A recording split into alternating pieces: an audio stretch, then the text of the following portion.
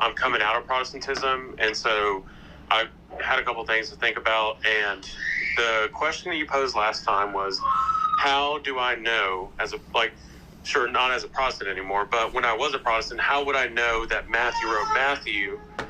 And I was thinking last night, I was like, well, can a Protestant say that by the evidence of scholarly opinion that we can see that Matthew wrote Matthew, which I guess those scholars they would have to defer to the church anyway, so.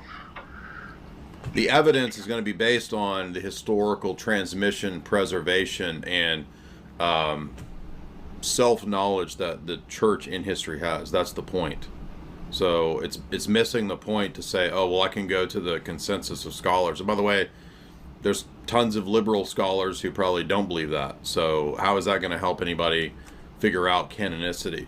Apostolic authorship is only one of the elements that would go into why Matthew's gospel be included. There'd be other things too, like, was this gospel read in the apostolic sees? Was it read in the majority of the sees throughout the empire? Was it read in the lectionaries, which are liturgical readings and daily readings in the churches? All of these would be elements as to how and why the church would or would not have included various books within the Bible.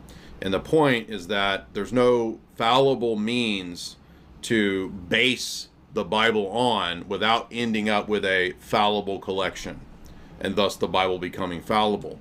So every Protestant who wants an inerrant, infallible Bible is just continuing to spin the hamster wheel, missing the point that the argument is not just, oh, you need a church to tell you the canon.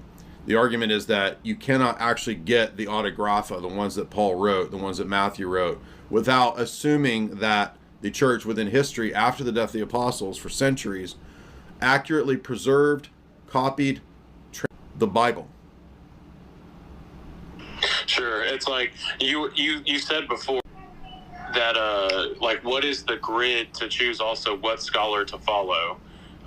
So if you're a Protestant, since you don't have really epistemological kind of lens to point to, like, oh, well, I have an infallible source, because, you know, Sproul says the dumb axiom, fallible collection of infallible books. I have to sit there and claim, well, I guess it's just fallible means that give me my infallible books. That doesn't make any sense. No. I'm saying the Protestant would have to sit there, and if they were honest with themselves, they would say, okay, I received my books, my 66 books of the Protestant canon, by fallible means, by the means of the scholars that I pick, the history that I pick. Right, so it's a non sequitur to then say that if the Bible is based on that, then it can't be infallible. That's what I'm saying, yeah. But, yeah, it's just chaos. Okay, that's the question I had. Thanks, man. Mm-hmm.